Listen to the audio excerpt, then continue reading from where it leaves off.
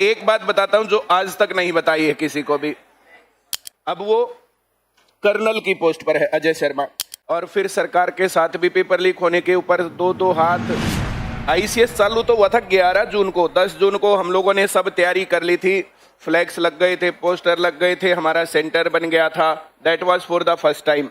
10 जून 2009 को ये शुरुआत हुई और ये 17 साल का सफर यहां पहुंचा।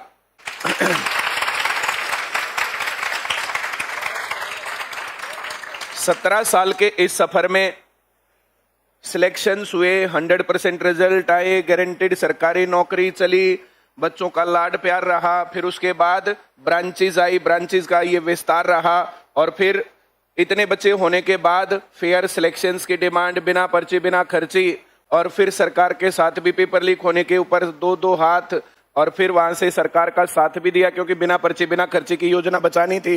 ये सफर के तुम लोग साझीदार हो। ये सारी बातें पता है तुम्हें? Very good. तो आज नया क्या बताऊं? पार्टी तो रसगुल्ले खिला देंगे तुम्हें। डीजे इतनी गर्मी में तुम लोगों का हैं?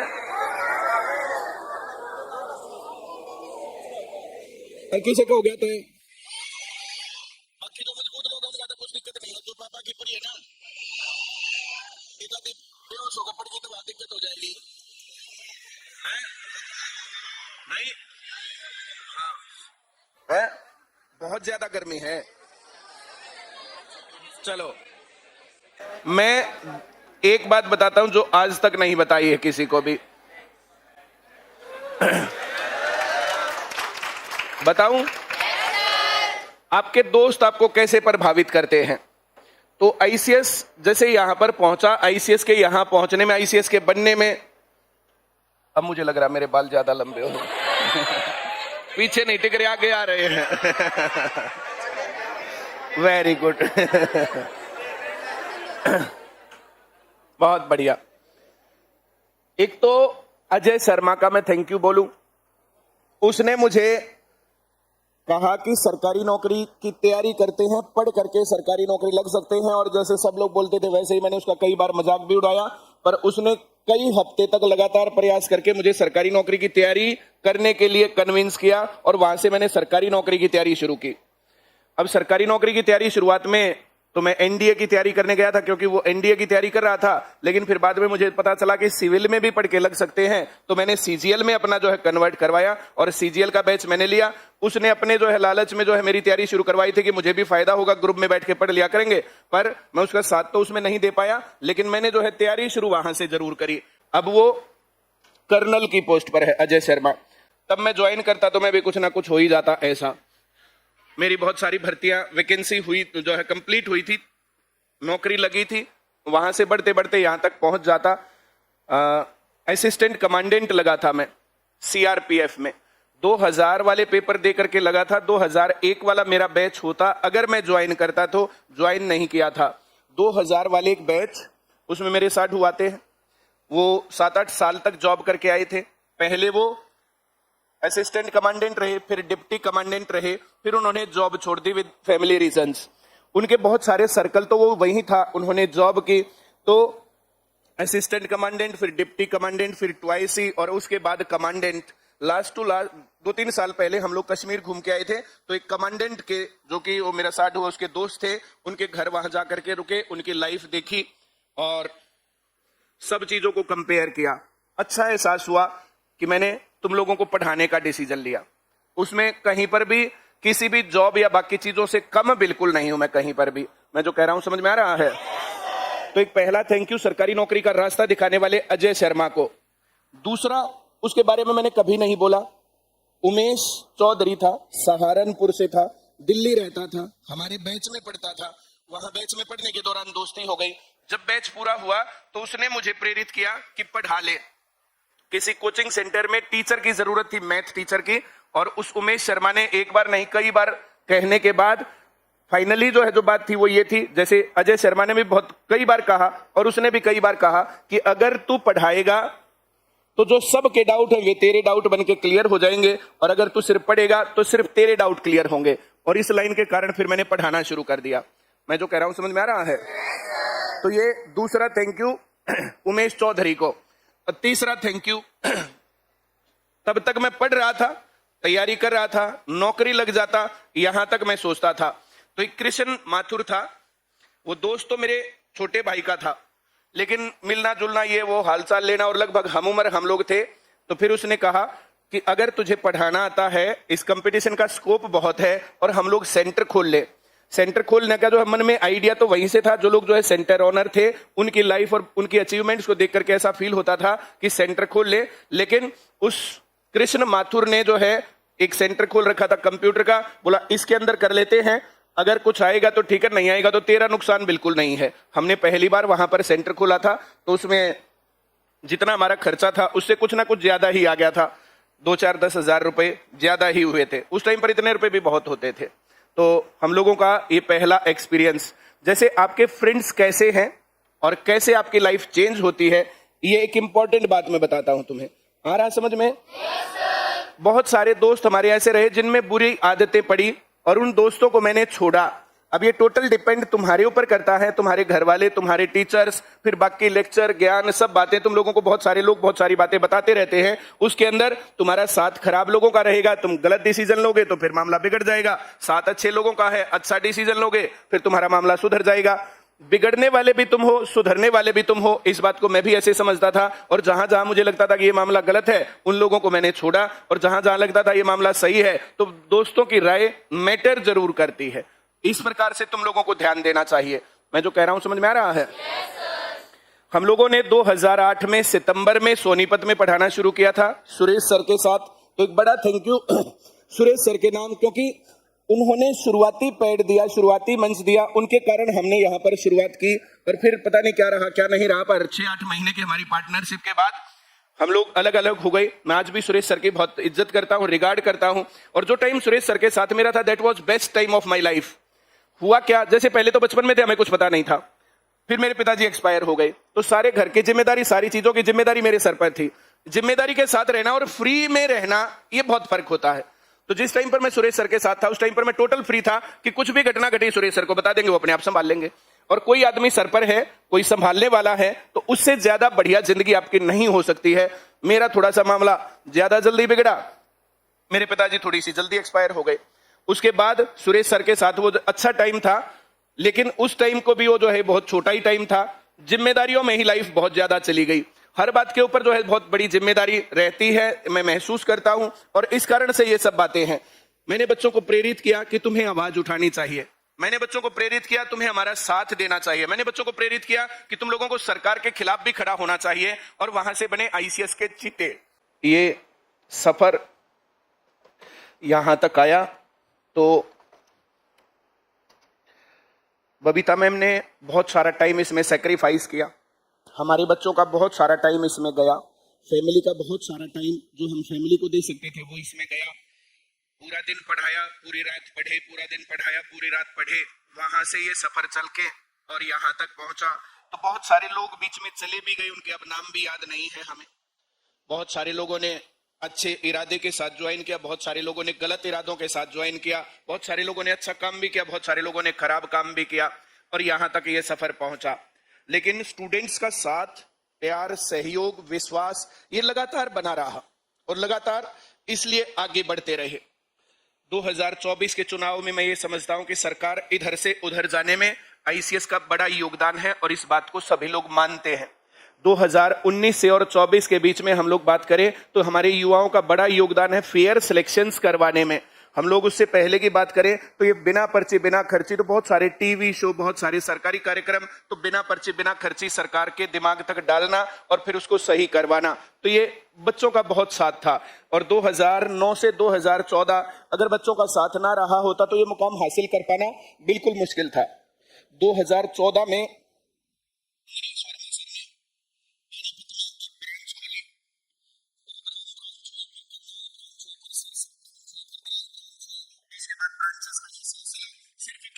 ब्रांच होते तो फिर हम क्या कर लेते। तो ब्रांच वालों का एक बड़ा योगदान, ब्रांच में भी जो स्टाफ है उसका बड़ा योगदान, और इसके साथ बहुत सारे वेंडर होते हैं। जैसे हम कभी डीजे मंगवाते, कभी मिठाई करवाते, कभी फिर और सारे काम जो है इन सब चीजों को करवाने के लिए ये बिल्डिंग बनाने का एक बड़ा हमारा फैसला बढ़िया साबित हुआ। सब लोग मना कर रहे थे कि सेंटर के लिए बिल्डिंग नहीं बनानी चाहिए। मेरे ख्याल से मैं पहला आदमी था जिसने सेंटर की बिल्डिंग बनाई थी और सब लोग बोलते थे पागल है ये।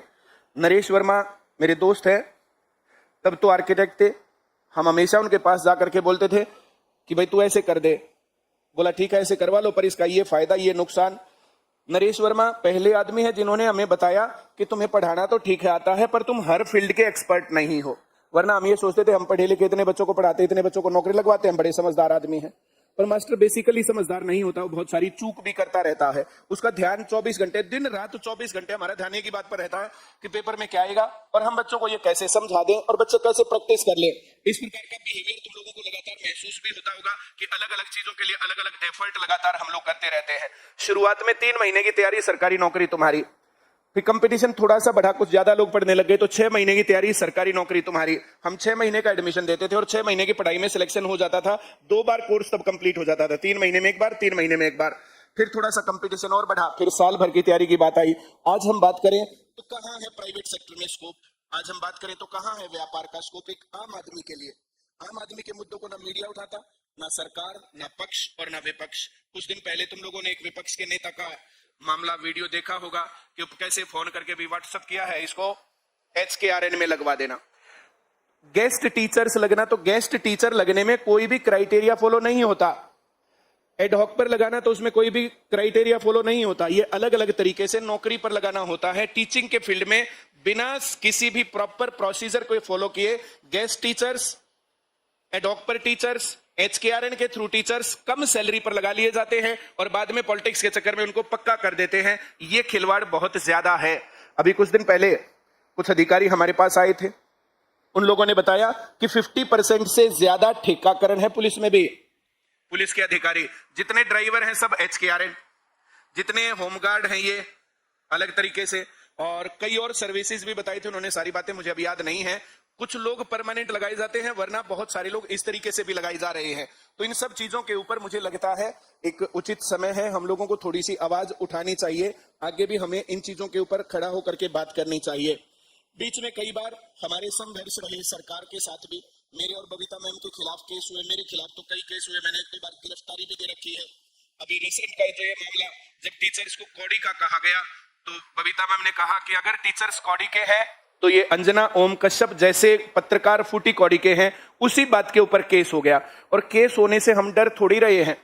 ऐसे ऐसे केस एक की जगह पता नहीं कितने हो जाएं। अगर आप सोचते हैं, मिशनरी हैं, विचार रखते हैं कि ये सिस्टम, ये व्यवस्था बदलनी चाहिए, तो ये सीन सिस्टम व्यवस्था बदलने के लिए आपको ये कुर्बानियां तो देने के लिए तैयार रहना ही होता है। कई बार इस प्रकार से केसेस हुए हैं और वापस भी हुए हैं। वो वापस एकमात्र एक कारण था कि तुम्हारा साथ और तुम्हारा सहयोग। तुम्हारा साथ और सहयोग जितना मिलता है उससे और ज्यादा बेटर मिल सकता है। मेरी उम्मीद तुम लोगों से ये है, एक स्ट्रक्चर्ड फोर्स हमारे पास होनी चाहिए। और स्ट्रक्चर्ड फोर्स का क्या कि हर ब्रांच में, देखो सब लोग लीडर नहीं होते, लीडर कुछ लोग होते हैं। हर ब्रांच में 5 से 10 लोग ऐसे हों जो ये सोचते हों, नंबर 1 गवर्नमेंट जॉब लगने तक पढ़ना है। तब तक हम लोगों को जो भी गतिविधियां होती हैं, उन गतिविधियों को मैनेज करने में, जो भी एक्टिविटी होती है, तो जो भी गतिविधि है वो मैनेज करने में अग्रिम भूमिका निभानी। बच्चों से बात करनी है, डिस्कस करना, हमारे साथ बात करनी, डिस्कस करना, प्लानिंग करनी है, और एक आधी बार मीटिंग के लिए आ सकते हो। तो इस प्रकार से एक स्ट्रक्चर मैं चाहता हूं कि हमारा बन जाना चाहिए। जब मैं युवा काल में था तो नौजवान भारत सभा बेसिकली भगत सिंह द्वारा बनाई गई एक संस्था थी। तो नौजवान भारत सभा का मेंबर रहा। पिछले दिनों एक मेरा कोई फ्रेंड आया हुआ था, तो नौजवान भारत सभा का ही एक अंग था दिशा छात्र संगठन, कॉलेज में काम करता था। तो दिशा छात्र संगठन और नौजवान भारत सभा का मैं एक्टिव मेंबर रहा। और किस प्रकार से ये गतिविधियां होती है, सरकार का विरोध करना है, सरकार के पक्ष में खड़ा होना है, तो बहुत बार हम लोगों ने ये सब चीजें देखी। गुजरात में भूकंप आया था, बहुत लोग मर गए थे, तो हमने सरकार का साथ दिया था। हम लोगों ने रोड बनवाने के लिए एक अभियान चलाया, जो कि सरकार ने जिद बना ली कि हम नहीं बनाएंगे। अब हम लोगों ने जिद बनवा ली कि हम बना के रहेंगे, और एक संघर्ष हुआ और फाइनली वो रोड बहुत बढ़िया बना। तो ये इसके ऊपर हमारी जीत हुई। इन सब चीजों के ऊपर वहां से सीखते हुए यहां तक, तो जो मुझे लगता है एक स्ट्रक्चर्ड फोर्स है, उसका मामला अलग है। जैसे कॉकरोच पार्टी बन गई, वो स्ट्रक्चर्ड फोर्स नहीं है। कितने लोग आएंगे, कहां से कितने लोग आएंगे, कौन जाएगा, किसी को पता नहीं था। ये पता नहीं था कि वहां करोड़ों की संख्या में लोग पहुंच जाए और वहां पर हजारों की संख्या में लोग रह जाए, तो ये पता नहीं था। पता होने के लिए कि हमारा आंदोलन कैसा और किस प्रकार से चले, उसके लिए स्ट्रक्चर्ड फोर्स की जरूरत होती है। तो अगर तुम लोग इस प्रकार से सोचते हो कि हाँ, हमें देश बदलाव में अपना फायदा करना है, देश का फायदा करना है, तो जरूर उसके साथ जुड़ना चाहिए। मैं अपनी लाइफ से ये कह सकता हूं कि मैंने नौजवान भारत सभा में काम किया, तो मेरा कौन सा नुकसान हो गया? मुझे अपनी बात रखनी आ गई, मुझे लड़ाई करनी आ गई, मुझे अपनी चीजों को आगे बढ़ाना आ गया। सारी चीजें मैंने वहां पर सीखी। वो सारी बातें ही तो सिखाई जाती हैं। कहीं पर हम लोगों को जुलूस निकालना है, कोई यात्रा निकालनी है, तो उसके लिए जो भी बातें सिखाई जाती है, झंडे कैसे बनाएं, डंडे कैसे लाएं, बैनर कैसे बनाएं, ये सब बातें मैनेज कैसे करें, कहां पर रोड भर के चलना चाहिए, कहां पर 2 लाइन में चलना चाहिए। हम लोग युवा संसद में गए थे 12 जनवरी को, लाइन में गए थे, एक तरफ से गए थे, जा रहे थे, पुलिस वालों ने कई बार रोका भी, कौन हो, कहां हो, क्या जा रहे हो, क्या नहीं जा रहे हो। तो ऐसे बहुत सारी चीजें देखने सीखने को मिलती हैं। तो जो इस प्रकार के लोग हैं जो ये सोचते हैं कि बिना आवाज उठाए ये देश नहीं बदल सकता, अब किससे उम्मीद है तुम्हें? किस नेता से ये उम्मीद है पूरे भारत में कि ये सीन को बदलने के लिए काम कर रहा है? तुम लोगों की गलतफहमियां, Raghav Chadha NEET paper leak पर क्या बोला? आप वो समोसा महंगा और सस्ता जो एयरपोर्ट पर जा सकता है वो तो खरीद सकता है, लेकिन इस ट्रेन में बैठ करके जाने वाले, धक्के खाने वाले लोग, बसों में लटक के जाने वाले छात्र युवा, उनका तो उसने कभी मुद्दा नहीं उठाया। उन्हीं की पार्टी थी, दिल्ली में 10 साल तक रही, जो कहते हैं कि शिक्षा और रोजगार के ऊपर काम किया। कितने टीचर उन्होंने परमानेंट लगाए? उनके टाइम पर एडहॉक टीचर कितने लगाए गए? कितने उनके टाइम पर कॉन्ट्रैक्ट के टीचर लगाए गए? तो उन्होंने शिक्षा के साथ कितना ज्यादा खिलवाड़ किया, मैं किसी भी पार्टी के बारे में बात कर सकता हूं। अभी ठीक है, सारी बातें चल रही है, फेयर सिलेक्शन के लिए बच्चों को नेगेटिव नहीं करना चाहिए, लेकिन जब हिम्मत सिंह जी ने बनाई वीडियो कि बेमिसाल 2 साल, इन बेमिसाल 2 सालों में आज कौन आदमी ये बता सकता कि अगली भर्ती कब होगी, अगला पेपर कब होगा, फॉर्म कब निकलेंगे? किसी के सामने कुछ भी नहीं पता है। भाई साहब खुश हो रहे हैं कि बेमिसाल 2 साल। कैसे बेमिसाल? एक भी भर्ती भाई साहब से पूरी हुई नहीं है। पहले वाला सीईटी था, पहले वाला सीईटी का रिजल्ट भी लगभग जारी था, उसको अनाउंस भर करना था, वो सरकार उसके ऊपर जाने के बाद उन्होंने अनाउंस कर दिया। उसके अलावा उन्होंने क्या किया? जेबीटी मेवात कैडर अभी भी फंसा हुआ है। ग्रुप डी की वेटिंग लिस्ट कितने ज्यादा जदोजहद के बाद उन्होंने, मेरे ख्याल से 20 बार तो मैं जाकर के सीएम साहब और मोहनलाल बड़ोली जी जो पूर्व प्रदेश अध्यक्ष है उनके पास गया, जाकर के आवाज उठाई और तब जाकर के ये काम किया। उसके बावजूद भी किस आदमी ने, किस नेता ने फेयर सिलेक्शंस के बाद free transportation, tax free education और रेगुलर कैलेंडर, इनके ऊपर कौन सा जो है ध्यान दिया? हिम्मत सिंह जी आए थे, पहली वीडियो बनाई थी कि रेगुलर रिक्रूटमेंट कैलेंडर बनाने पर मेरा जोर होगा। उस पहली वीडियो की कौन सी बात यहां पर है? और जब ये सारी बातें इस प्रकार से जाती हैं तो इस प्रकार से मुझे लगा कि अब भी नहीं बोलेंगे तो फिर तो गलत है, और ये वीडियोस वहां तक जाती हैं और जानी चाहिए। और हिम्मत सिंह जी, आपकी आंखों में आंखें डाल के बोल रहा हूं, करवा देना केस दर्ज। मैं नहीं डरता केस दर्ज होने से। चलो, आईसीएस के 17 साल के इस सफर पर मैंने एक नजर अपनी निगाहों से डाली। तुम लोग इस पर क्या सोचते हो, क्या नहीं सोचते हो? तुम लोग मेरे साथ कनेक्टेड रहते हो, बता सकते हो। कभी मैं अपनी पीठ थपथपा रहता हूं हिम्मत सिंह जी की तरह। वहां से सूचना कहां से लेनी है? पीएसटी पीएमटी पर ही कितना ज्यादा कंफ्यूजन था।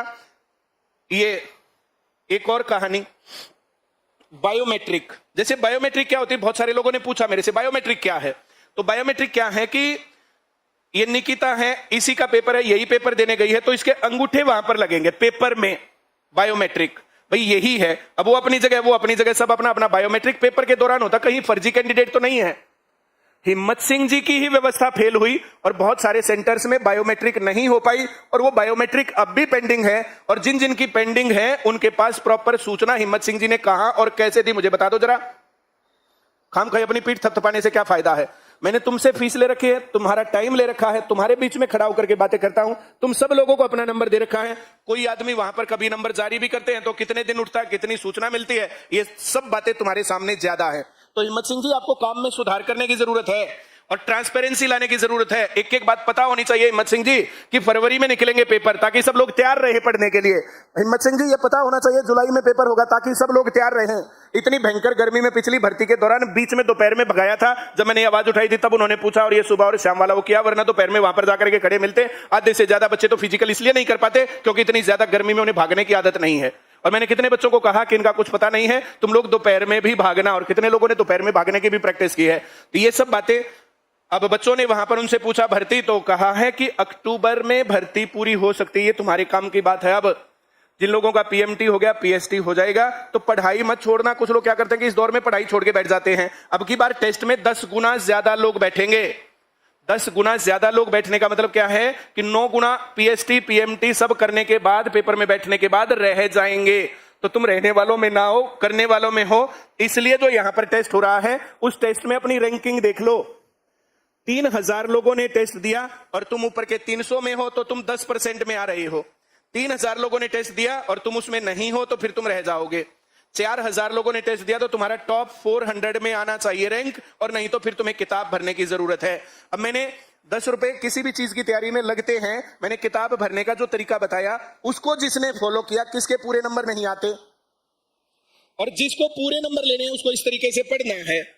हम पहले जो पढ़ाते थे तो सिर्फ सेंटर में पढ़ के काम बन जाता था, थोड़ा बहुत याद कर लिया, उसके बाद कंपटीशन बढ़ा, थोड़ी सी पढ़ाई, फिर घर पे पढ़ने का 3 से 4 घंटे की क्लास, 3 से 4 घंटे का होमवर्क, और फिर उससे काम नहीं चला तो 3 से 4 घंटे की क्लास, 3 से 4 घंटे होमवर्क, टेस्ट, कॉपी चेक, ये चीजें उसके साथ इंप्रूवमेंट के आगे रही। और फिर अब जो कहा जा रहा है कि किताबें भरो, टेस्ट बनाया, टेस्ट दिया, 100 नंबर आ गए, गुड, नहीं आ गए तो किताब भर लो। अगले हफ्ते तक फिर तुम्हारा ये मामला बनेगा।